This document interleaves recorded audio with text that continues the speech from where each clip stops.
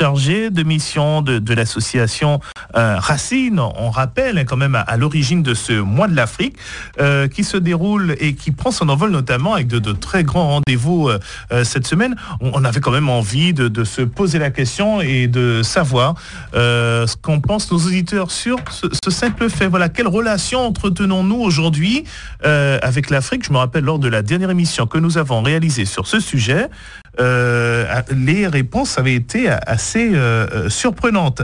Alors, on va tout d'abord en parler simplement. Déjà, il faut établir en réalité la relation avec l'Afrique, qu'on le veuille ou non, et là, est bien présente, même ici, à quelques milliers de kilomètres dans le bassin caraïbéen. Tout à fait.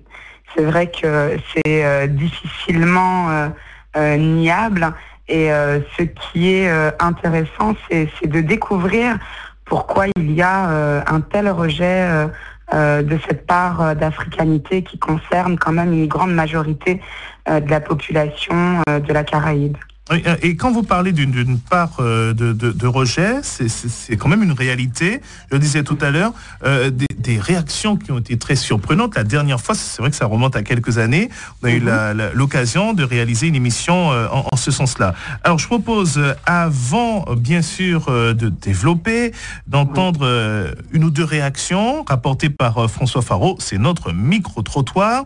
Écoutez tout d'abord cette personne qui vend des produits justement en provenance d'Afrique. Pour elle, il y a un changement et un intérêt certain pour l'Afrique. Je propose d'écouter sa réaction. Absolument, parce que, bon, écoutez, tout cas rapprocher nous de l'Afrique. De plus en plus, nous cas rapprocher nous de l'Afrique. Bon, côté vestimentaire, et de plus en plus, quoi, vraiment, on habillé en Afrique. Et puis, en cas de jour, on tissu africain, on coupe africain nation, en cas de jour, qu'on ne peut pas passer inaperçu. Alors, vous-même aussi, vous vendez un produit africain en termes de distribution, qui gens, peuple Guadeloupe, à pays là, Guadeloupe a réagi? Eh bien, il ne peut pas empêcher de ne pas venir garder Kaini. Yo ka vin garder, bon ni ça ka dit pour jamais mettre ça, pas de petite mettre ça, mais là insister en faire miserie, alors là il va sortir. Ça arrive moi de rentrer de côté, on va acheter pas de l'argent marché et puis ça on ka mettre assis. On ka dit mettez assis et puis il ka dit moi mis l'argent, comment ka doué ou. Vous pas sentir non le monde de plus en plus monde qui preuve d'Afrique. Plus en plus monde et on ka ba omité par rapport à des bijoux africains. Eh bien, ça qui a passé à présent là, nous tous savons que pas nous imiter bijoux à nous encore, bijoux nord à nous encore. Et pour nous pas insensible à étendu à collier en bois, en graines, en coco, en tout ça, avec des imitations africaines. Hein? Pour nous pas insensible à changement là. Voilà pour cette première réaction. Vous avez pu suivre? Oui, j'ai pu suivre. Alors, là, c'est incontestable. On s'est beaucoup rapproché de l'Afrique par notamment les vêtements, les ports de bijoux africains, mais ça ne doit pas s'arrêter à cela. Non, bien sûr, ça ne doit pas s'arrêter à cela, mais je pense que c'est déjà un bon début parce que, encore une fois, on voit à quel point l'Afrique et la Caraïbe sont proches, même sur des critères esthétiques, et la dame avait raison de parler des produits de la cosmétique, parce qu'effectivement, ce que l'on retrouve assez facilement dans les commerces ne nous correspond pas. C'est pas forcément fait pour nos peaux et pour nos cheveux. Et effectivement, l'Afrique a gardé cette tradition avec certains produits qui nous correspondent, comme le savon noir ou le karité ou d'autres produits. Mais la reconnaissance de l'Afrique, le rapprochement avec l'Afrique, ne s'est-il pas finalement, j'ai envie de dire, opéré que là? Je ne pense pas que ça puisse s'opérer que là. Moi, je vois dans mon entourage de plus en plus de personnes qui vont ne serait-ce que passer des vacances en Afrique. On voit de plus en plus de couples afro-antillais se composer, et l'échange est de plus en plus fort. Et une autre chose, dans l'Hexagone, ce lien entre l'Afrique et les Antilles se fait tout naturellement. La plupart des Antillais ont des amis africains et les Africains ont des amis antillais. Donc toute cette image négative que l'on a pu nourrir de l'Afrique, elle tombe tout doucement, maintenant que les Antillais eux-mêmes sont de plus en plus à même de découvrir la réalité en dehors du traficage que peuvent faire parfois certains médias, par exemple. Alors, écoutons les réactions de nos auditeurs. Alors, je vous donne quand même le principe de cette émission, comme c'est votre première participation, si mes souvenirs sont exacts. Alors, nous sommes en compagnie de Morenier Kwikwi, qui est chargé de mission de l'association Racine. Nous débattons un peu, nous écoutons également les réactions de nos auditeurs en direct. Nous allons retrouver Florent tout d'abord et Rollin juste après. Bonjour Florent. Bonjour.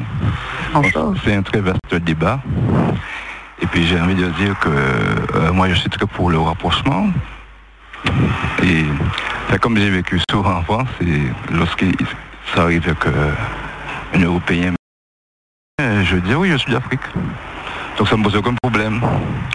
Dans la mesure, enfin, lorsqu'on est noir, on vient forcément d'Afrique.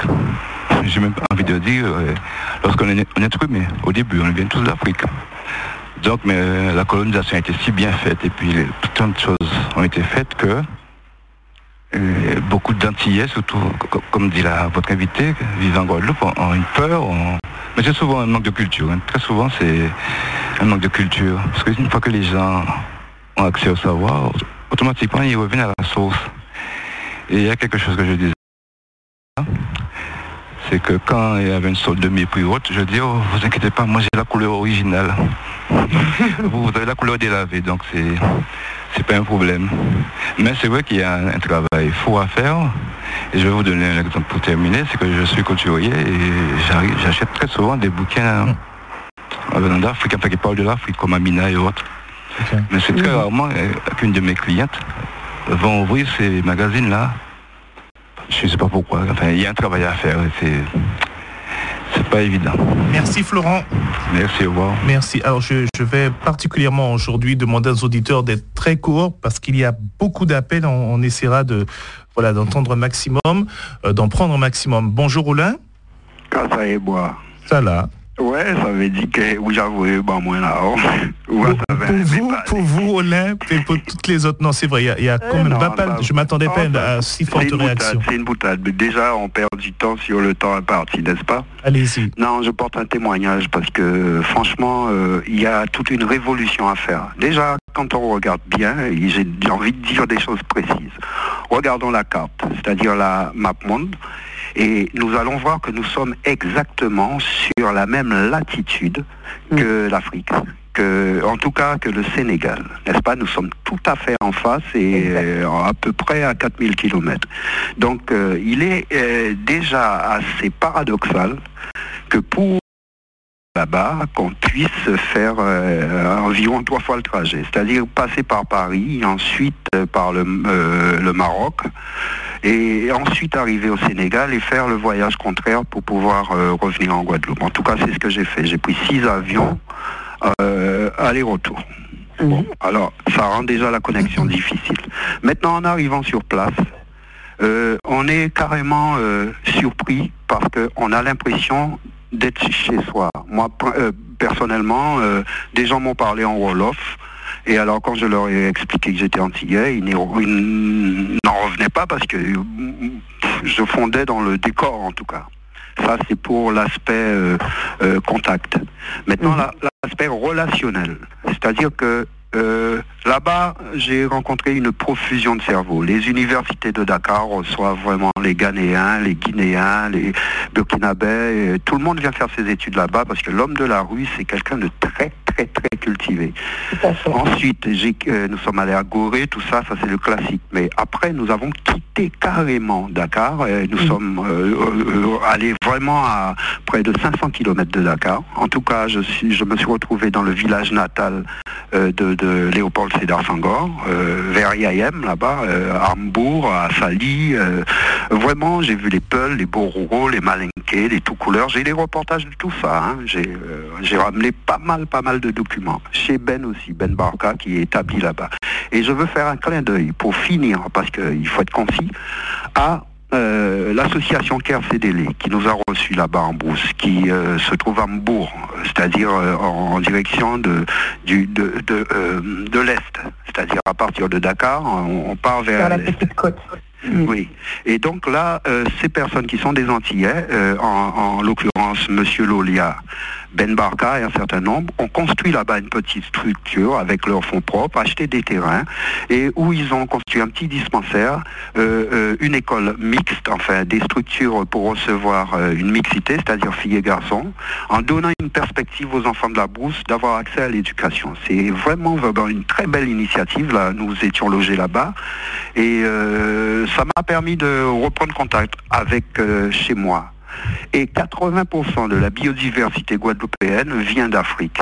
Le jus de bissap, tout ça, ce qu'on fait pour Noël, tout ça, ce sont des transmissions de culture. Même pour les plantes médicinales. Il y a quelqu'un là-bas qui vraiment, c'est quelqu'un de très pointu. Un laborantin, c'est un chimiste et un biologiste et qui travaille rien qu'à base de plantes naturelles. Enfin, moi j'incite les Guadeloupéens à plutôt qu'aller en croisière, etc., essayez de vous donner les moyens de refaire la connexion et vous allez être changé. Moi, je suis couturier aussi, un très bon. Merci Roland.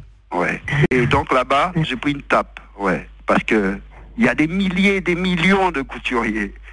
Voilà. Merci beaucoup Roland. Voilà. Merci. Alors, merci Roland, désolé de vous avoir interrompu, je sentais la passion qui animait vos propos.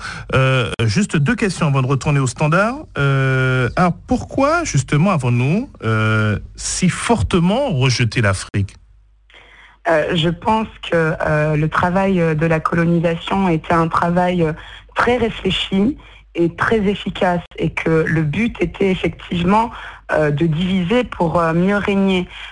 Il était obligé pour les colons de passer par la phase d'effacement d'une culture déjà existante.